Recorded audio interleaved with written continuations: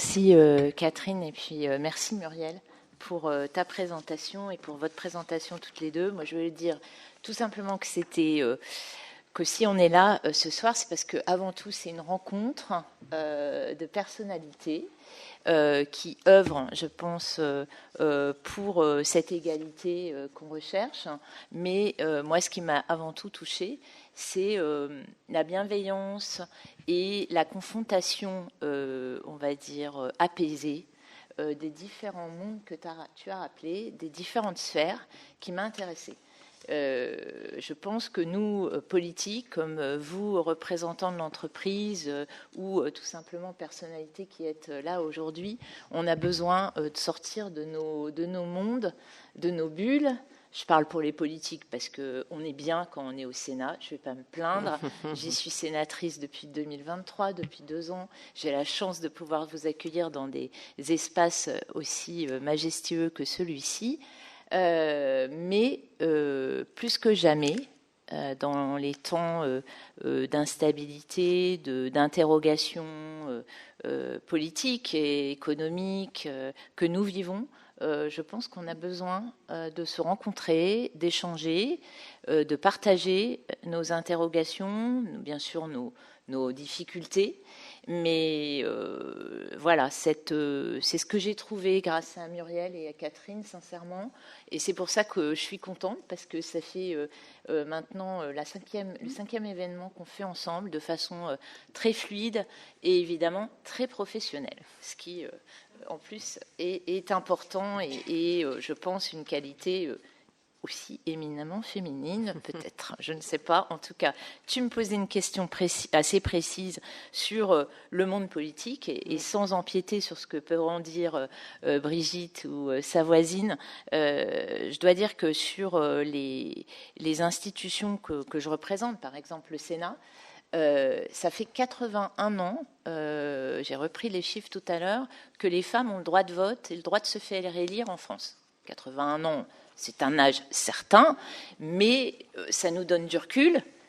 Mais voilà, il faut se dire qu'on part de 1944 et que j'ai retrouvé au Sénat qu'il y avait effectivement quelques femmes qui avaient été élues sur la première assemblée issue de la Résistance et ce premier conseil et ce Sénat d'après-guerre, dont une résistante, Gilbert Pierre Brossolette, qui est devenue vice-présidente du Sénat à cette époque-là. Et je tiens à le dire parce qu'on se fait aussi une image parfois un peu galvaudée de nos institutions. Elles existaient, ces femmes. Elles se sont battues. Elles ont existé pendant cette Deuxième Guerre mondiale. Elles ont trouvé leur place dans nos institutions.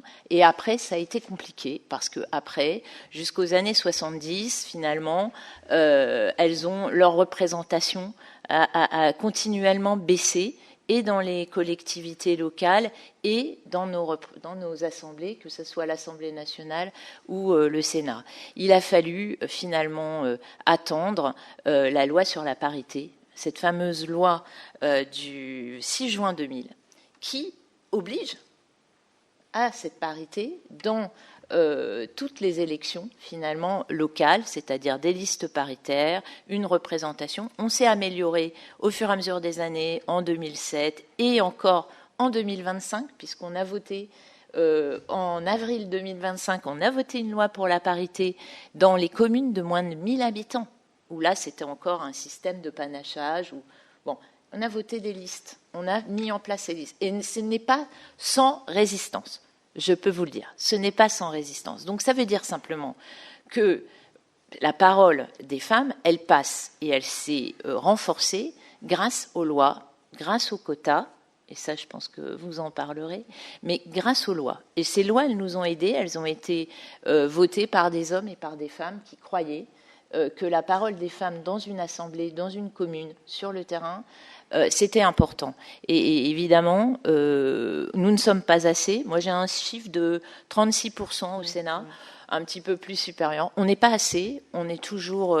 il faudrait qu'on soit évidemment à parité complète pour être encore plus à l'aise, même si depuis quelques années, je dois dire qu'on est entendu et on a la chance dans nos deux assemblées, je parle du Sénat comme de l'Assemblée nationale, d'avoir une délégation aux droits des femmes. Elle œuvre pour l'égalité, notamment hommes-femmes, mais elle œuvre aussi au sein même de son institution pour, voilà, tout simplement renforcer ce réseau de femmes élues à l'intérieur même de nos institutions. Il faut travailler, il faut sans arrêt se dire que rien n'est acquis.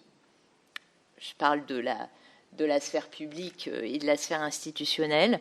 Quand je vous parle de résistance, oui, on entend, pas publiquement maintenant, certains hommes s'exprimer. Alors ça sera très peu publiquement. Mais encore, quand les micros sont coupés, des choses qu'on ne devrait plus entendre. Je vous le dis, sincèrement, on ne devrait plus les entendre.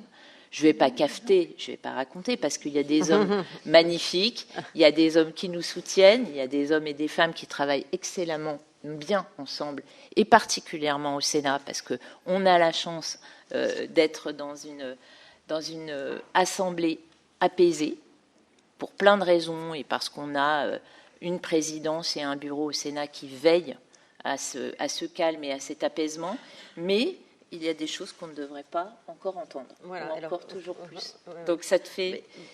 tu fais justement le lien vers la deuxième question. En fait, est-ce qu'aujourd'hui encore, il y a des petits arrangements entre amis IS, et non pas IES, qui viennent en fait perturber l'ascension des femmes, voilà, encore aujourd'hui et encore peut-être très récemment? Alors, oui, il y a malheureusement encore, je pense, de fait de notre, je dirais, des personnes, en tout cas dans nos institutions, des contournements.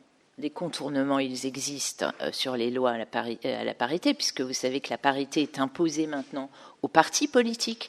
Donc effectivement, un parti qui ne respecte pas sur le plan national pour une élection la parité, que ce soit surtout aux élections législatives, aux élections municipales, un maire est obligé de présenter une liste paritaire.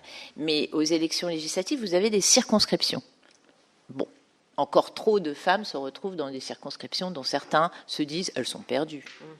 Donc finalement, vous arrivez à un chiffre de 36. Donc ça, c'est un contournement.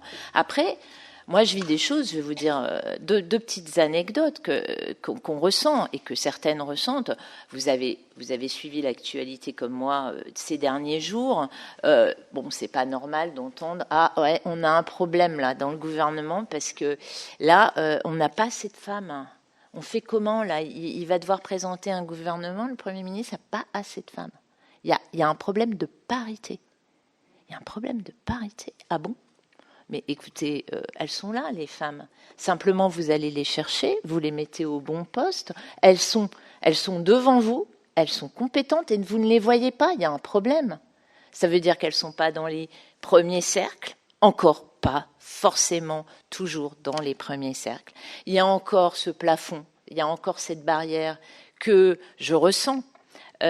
Anecdote sur la parole, la voix des femmes. C'est quelque chose qui, dans une assemblée, dans un parlement où on doit parler, est un vrai sujet. Anecdote du mois de juillet, et c'est là-dessus qu'on a voulu se lancer dans cette soirée.